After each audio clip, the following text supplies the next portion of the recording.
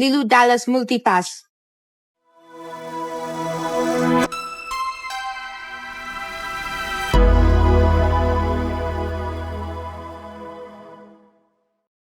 Well, come on, welcome back to the great VHS vault with the man of the hour, Jason Roy Gaston, and little old me, VHS Jace. And I've got a bit of a spring in my step this episode because this is a film I got to choose. So you're feeling super green. Yes. Yes. No, like this is a film that I've always wanted to talk to you about because it's one of those films in the 90s that I think is sometimes forgotten about, but one of the great films in my opinion, because it was the most surprising film of the 90s. And I'll get into the reason why I found it surprising, is The Fifth Element. So thank you for not, going, I'm not doing this. That's it. Show's over. We're canceling it. The internet is canceled. Have I ever refused a movie on here before? You should with some of the ones I have chosen, though. You should have. I should have, and you should have with some of the ones I've chosen. But no, I would never turn down a movie on the VHS vault. Certainly not this one, because I agree. I think it's one of the finest science fiction movies ever made, ever. And like I remember seeing this at the cinema. Like this is definitely one I saw at the cinema in a period where I just see everything. Because it was the 90s, you could, and there seemed to be a lot of good content. And really had low expectations, but wow, what a great time this film is. And spoiler alert, it's still a great time. But I remember when I first went and saw it, how struck I was visually with it. This is one of the first films, in my opinion, like that predated Star Wars, where we got to see CGI done on a large scale, and it looked great. And then you match this with just super unique visual element to it. It was just, one of those great surprises in cinema as it's unfolding. You're going, this is so cool. I've never seen anything like this before. But yeah, what was your memories of it? I saw this in theaters as well. I took my little brother with me, and I think he was probably like 13 or 14 at the time. And we sat in this film. I had no expectations. I didn't know what the movie was about. I was kind of in the same phase where I was just watching everything because I had that kind of freedom back then. And as soon as it started, my first thought was, what am I watching? What is going on here? And by the end, I was elbowing my brother going, that was the best movie I've seen in a long time. And it's still one of the best movies I've ever seen. I challenge anyone to find a movie that does better world building without effort than The Fifth Element does, because it presents a future that is populated, that feels like it's lived in. It's a future that is simultaneously dystopian, but at the same time, I'm like, I could live there. It is that weird thing where it's a dystopia, a hopeful dystopia. Well, the bed makes itself. The bed made itself. That's enough to get me there. Yeah, I mean, that's how much high standard they're living in that future where what seems to be someone who's pretty poor, is living below the poverty line, still gets Instabed every day. It's pretty great. Yeah, I love the way how they tackle social issues like smoking. Yes, you can still smoke in this universe, but it's 90% filter. It's just a little bit of. He was trying to quit. Joke. Yeah, he was trying to quit, so they were weaning him off of it. I did notice that. I'm not usually a big fan of product placement. Yeah.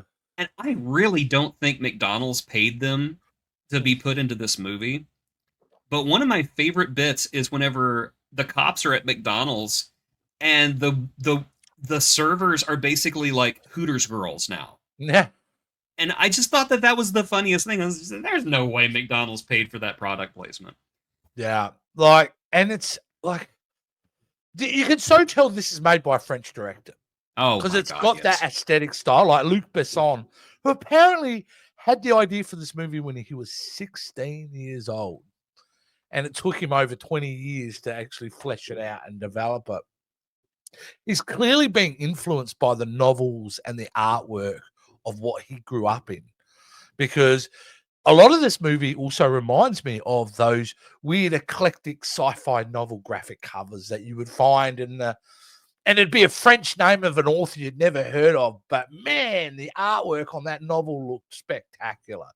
And he certainly is influenced by that around him. And he just makes this look so gritty, so lived in, but yet so fresh because it's the vibrancy of color. The color in this movie is amazing. Like I said, this is one of those movies that is simultaneously dystopian yet inviting at the same time. I don't know exactly how he did it. I would definitely say he was taking cues from Valerian with this movie, because he's talked about how big of a fan of Valerian he is, and he did make that. He did make that movie that we try not to talk about because it was just bad, and broke my heart because I was just like, this is going to be another Fifth Element. Oh my god, it sucks. No, not quite, not quite. But yeah, I mean, this is, and it's not only that, the characters. I love the characters. Okay. Ruby Rod. In any other movie, a character like Ruby Rod would annoy me. And I've heard a lot of people say they hated Ruby Rod. I've heard a lot of people say that. I loved Ruby Rod's arc in this movie. He's not just comic relief. He gets an honest to goodness arc. And it's he's not super fundamentally changed. But his great last line too. He has when his character gets out of the movie, like kind of his great line. I But he does go on a journey, and it's one he doesn't go on, purposely. He goes on it by accident. But I enjoyed the character, and Chris Tucker was funny. Some people, again, they say they hated Ruby Rod, but we can't be friends if you hated Ruby Rod. I think he was amazing. He like takes the movie up a notch. Like, because it feels weird. It's familiar, but it still feels weird in a great way as you're watching it. And then when he's introduced, it's like the film just explodes at that point. So I think you're right. I think it's amazing. And you know how you're talking about... Before you go into something else, I'm also going to say they predicted TikTok influencers with this movie. Oh, yeah. Ruby Rod is a TikTok influencer because people on TikTok, they talk just like Ruby Rod. So there you go. Luc Besson predicted the future in 1996. They're as insecure as he is as well. No, what I was going to say, when you're talking about Luc Besson's other film we shall not name, when you're thinking about cast, this is a film, where he got the casting wrong, completely wrong in my opinion, with the main actors, although talented people, just wasn't right. Dane DeHaan's an incredible actor. It's just he just was not right for the role. He was not right for the role. Here, it's just, everyone's perfect. Yes. Everyone is on point. Bruce Willis, who, you may not have thought at that period would be right for a role like this, just brings the right tone and energy as his character, because there's so much, giant personalities in this. You need someone who's kind of cynical, a bit more quiet. He's the straight man. Yeah, everyone else is crazy except for Korben. He's the only person in the movie who is sane. Trying to keep it together in an insane world. And then you've got Gary Oldman in a role that for many years he hated. He hated his performance and then grew to love it afterwards because everyone would say, like, dude, you're amazing in that movie. Breaks my heart that he did not like that role because I think Zorg is one of his best roles. Yeah. And I love the fact, and I'm sure everybody's heard this piece of trivia now because it's everywhere. The fact that Zorg is the primary antagonist in this movie, and he and Korben never meet. And Zorg does not even know Korben exists. Yeah. There's that one part whenever they miss each other by like a half second as one's exiting and the other one's going in.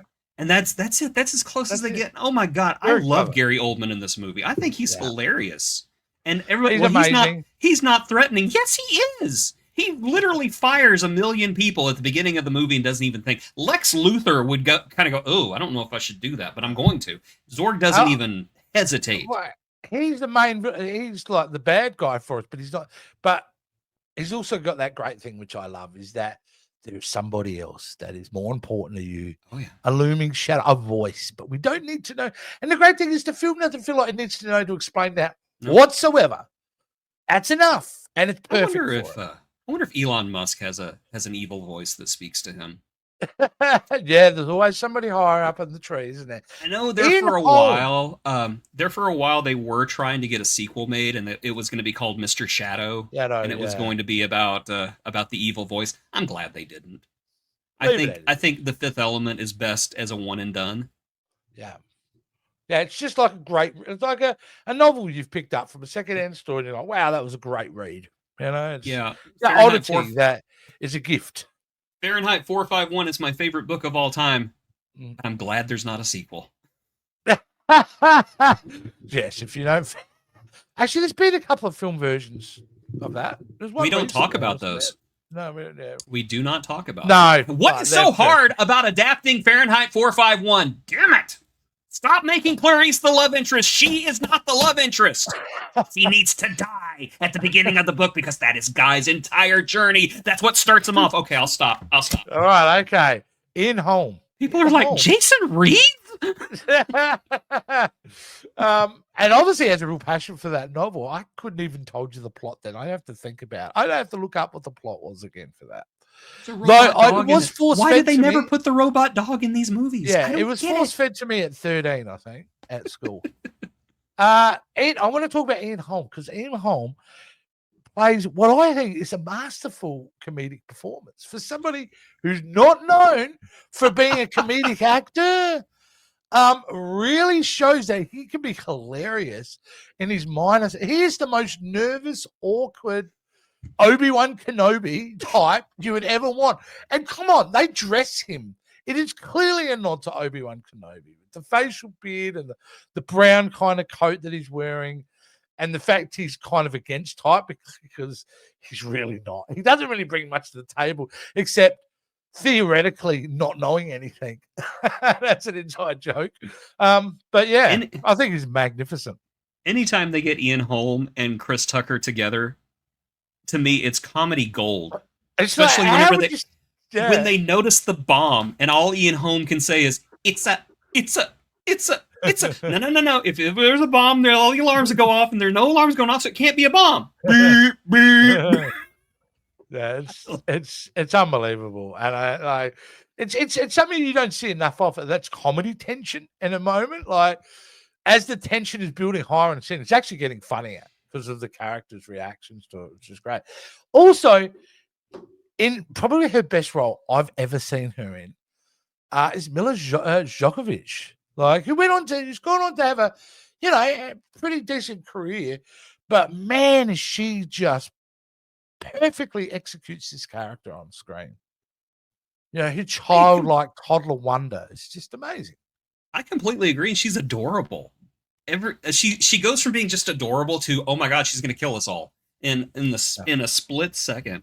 And I love her in this movie. And kudos for the outfit, for the resurrection outfit, by the way. That must have been glued to all the sensitive places. And I appreciate the art, not in a perverted way. I'm just watching that going, oh, that must have pulled. Yeah. I do now rub up against the ending of this film a bit, because when I watch her, I see her so much as a child that I don't feel comfortable in the moment that they kiss at the end. I just don't, but it's a French director. I kind of do that stuff. But yeah, I personally thought that film could have done that in a different way. I don't really see her as a child, though. I see her as a grown. Yeah. I see her as a grown woman who's just not acclimated to Earth society. Yeah, and so we're talking about Hellboy right now. She reminds me of Hellboy, grown but emotionally immature. Yeah. And she's never had human contact before, so she just does not know what's going on. Still, I don't know. Yeah, that could be just all in my head. A few hours ago, she was a severed hand. Okay, give her a break. Let her get some Bruce Willis goody. Well, like, again, I just felt not right for me. I think the other thing is I don't actually, if I was to be critical, there wasn't enough in the film to actually build that sense that he was falling in love with her or she was falling in love with him. Like, it came as a surprise to me really at the end of it when he says, well, I love you. Yeah, can you give me some moments then in the film where you felt that they were falling in love with each other?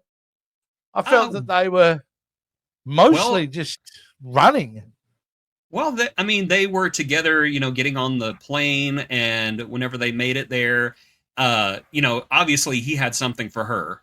if you want to call it lust, whatever. But she I was thought it just was kind more of like resistant to it. But then again, she's kind of like she's never had human contact before, so he shows her kindness and he shows her compassion. And yeah, I could see her falling for him. Yeah, I think I've taken that as it's fatherly kind of taking her under the wing and protecting her. And it's just like every other dude, he just wants to get his thing put somewhere.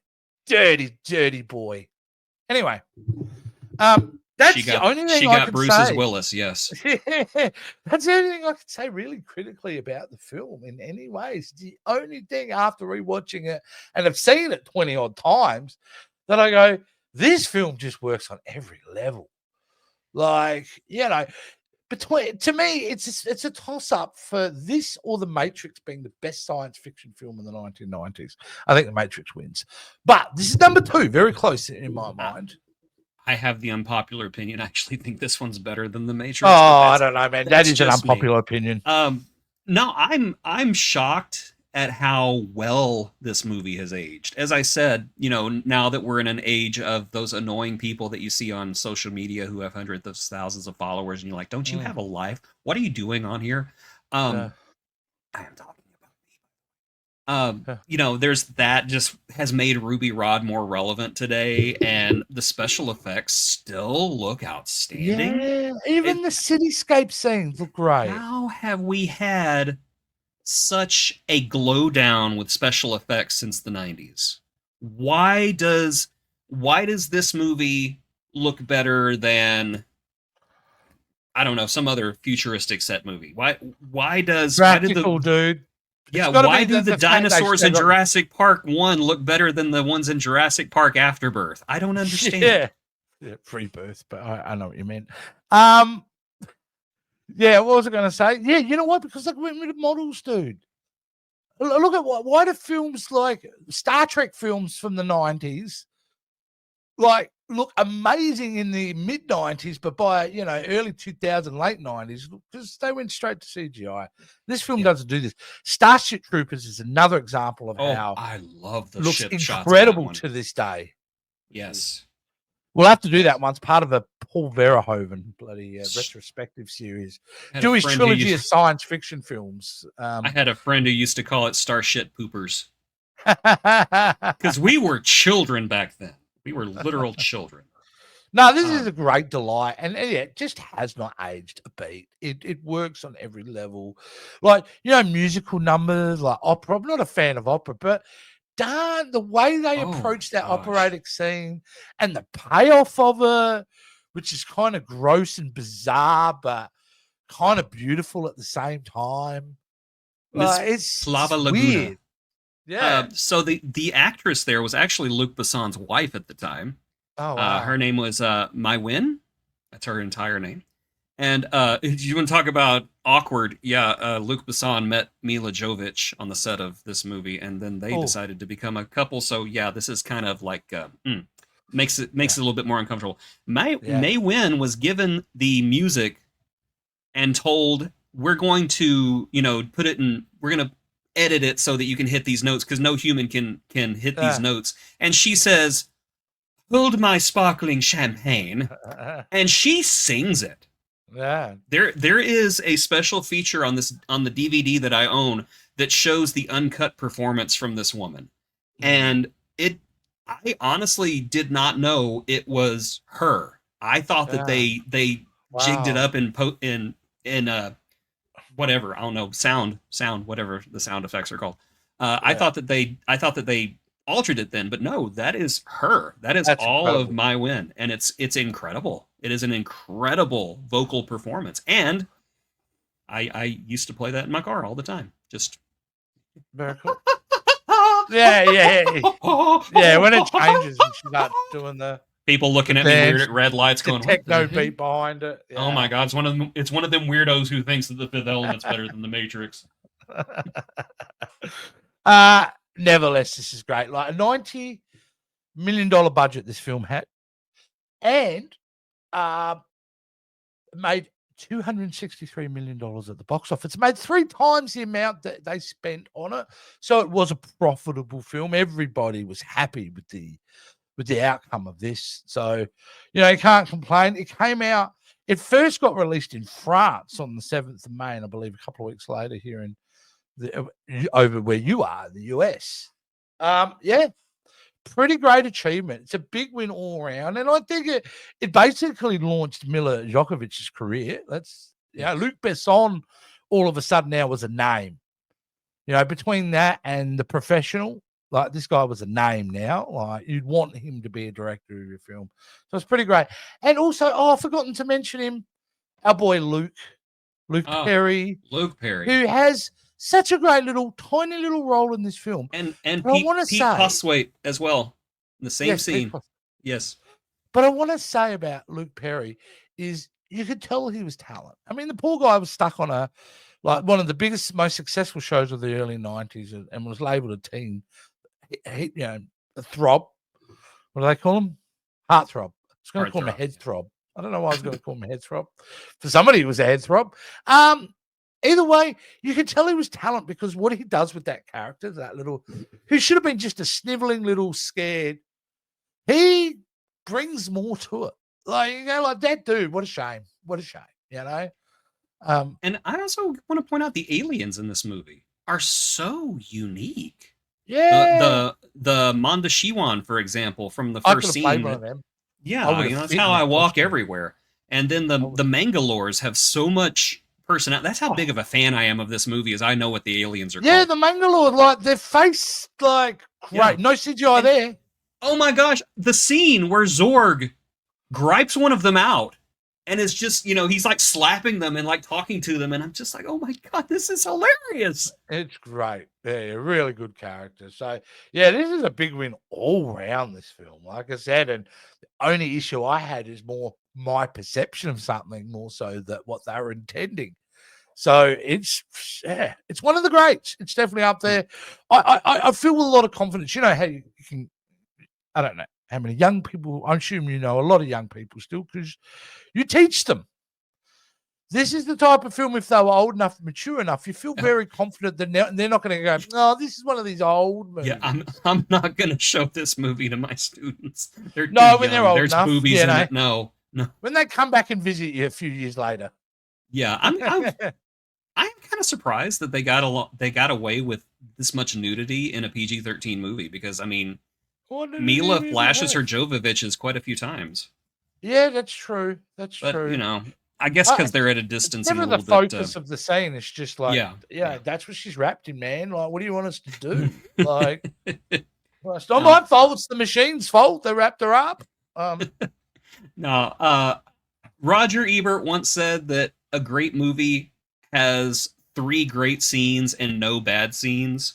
This movie has like 30 great scenes and no bad scenes. So it's one of my favorites of all time. If you've never seen it, by God, as soon as you know what, shut this off right now. Don't even watch the rest of it. Just go watch it. You know, I remember when DVDs were getting, because you mentioned DVDs earlier, when this came out, I remember like day that this dropped in the store, and I got a really good 2-disc edition, and that's when you got the great docos with her, and you got your director's commentary. Those heydays, mate. It was just we missed, and it looked great in Hollywood. We missed them big time. We missed them. Like, and put the trailers back on the DVDs. Oh my gosh, why did you think it was okay to take them off? Put them back on. You know who I like. And certainly in this period when these movies were coming out, it definitely was the heyday of DVDs. And there is one franchise you got to thank, I reckon, for really instilling all the special features. That I think there are 2 people to thank: the Bond people, because they did massive amounts of special features on when they re-released all their DVDs. They kind of set the precedent. And then Peter Jackson, like after he did the Lord of the Rings, like it kind of was set the bar too high. It's like, we're going to produce 75 hours of special features. I'm gonna add Disney to that because Disney loads all of their media up with special features. Say what you will about Disney, they don't skimp on the special features. No, they had some really great docos too when they yes, started they do. Re-releasing. Yeah, absolutely. So yeah, there you go. The Fifth Element. It's a slam dunk. I dare anyone to say anything negative about the film, honestly, in our comments, which we I dare you to say anything negative about it in my presence. Yeah, like, and like, So maybe you agree with me. Maybe you think it was a bit the end of it. I'd be curious to hear if you agree with me, or it's my, my negative, glum way of looking at the universe. Let us know. Jason, let them know, and they can let me know that I'm a moron. Yes, you can let Jace know that he's a moron down in the comments. But before you get to the comments, go to the YouTube video description, and you will find a link to our Patreon where you may donate $5 a month to keep these two big galoots going and watching movies and talking about them, doing things like that. You can also become a YouTube channel member for the same price. Either way, you get this gloriousness early. And is that not a small price to pay? The answer is no. Ooh, awesome, guys. Now, next week, we are back in the world of Hellboy. Correct, Jason?